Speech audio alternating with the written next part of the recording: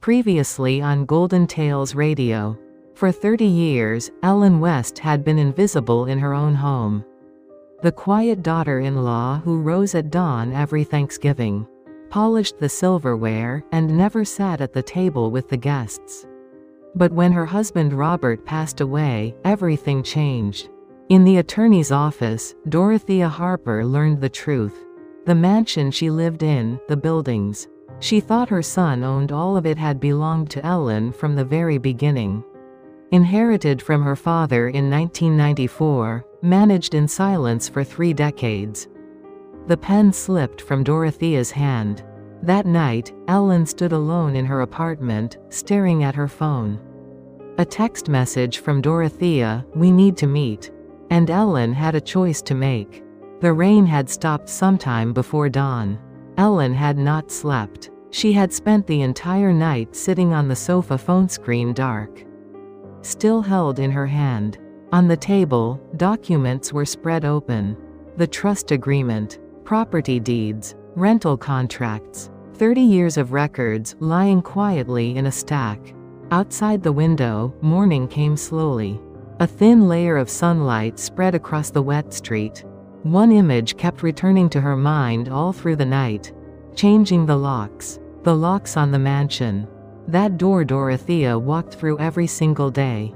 One key was all it would take. One piece of paper. Ellen pressed her fingers against the windowsill. Cold. She closed her eyes slowly, then opened them again. By the time morning arrived, she already knew her answer. Revenge was not what she wanted. Or more precisely, she had known all along that there was something that outlasts revenge. Dorothea came 3 days later. When Ellen heard the doorbell, she already knew who it was. It took her a moment before she opened the door. Dorothea stood in the hallway. No pearl necklace, no cashmere cardigan, just a black coat, and no handbag. Her hair was slightly less composed than usual. The two women looked at each other. Dorothea was the first to look away. Her voice was tight in her throat as she asked if she could come in. Ellen opened the door wider. Dorothea sat on the sofa. She tried to keep her back straight, then gave up. Ellen went to the kitchen and made tea. 2 cups. She set them on the table without a word. Dorothea wrapped both hands around her cup. They were trembling. She said she had received the rest of the documents from the attorney. Ellen sat across from her and waited. Dorothea said, "The mansion too, it was yours, from the very beginning." "Yes," Ellen said. Dorothea asked she had heard that. Even the funeral costs had come out of Ellen's account. Ellen said nothing. Dorothea stared down into her teacup. A long silence. She said, "I thought you had nothing." "So The words broke off. Dorothea's jaw trembled slightly. "That's why I treated you the way I did." Ellen listened. Then she looked out the window for a moment. A bare branch swayed in the wind. Ellen asked quietly, "If I had had nothing, would anything have been different?" Dorothea couldn't answer. That was the answer. The two women sat without speaking for a long while. The tea grew cold. Or rather, there was no sound at all. After Dorothea left, Ellen took out an old photo album. A wedding photo. Young Ellen and Robert, smiling. Dorothea stood beside them. She was smiling too, but her eyes were not. Christmas photos. Thanksgiving photos. Family trips. In every single photograph, Ellen stood just slightly behind everyone else. She turned the pages slowly, then stopped. A photograph, old and dog-eared, at the corner. Ellen with her father. She must have been around 25. She was beaming, fully and freely. There were words her father had spoken to her, in his last days. "Ellen, these buildings are your freedom.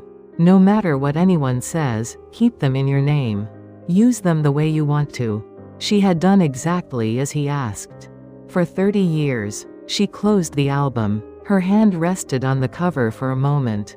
Ellen returned to David Chen's office 3 days after that.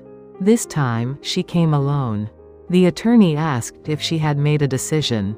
She said she had. She wanted to sell all 3 buildings. The attorney paused. He said it was a considerable amount of money.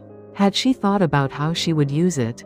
Ellen said that Robert had always wanted to do something for veterans. A real support center. That was what she wanted, to build a proper one. The attorney picked up his pen. He asked about the remaining property, the mansion, where Dorothea Harper was currently living. Ellen was quiet for a moment.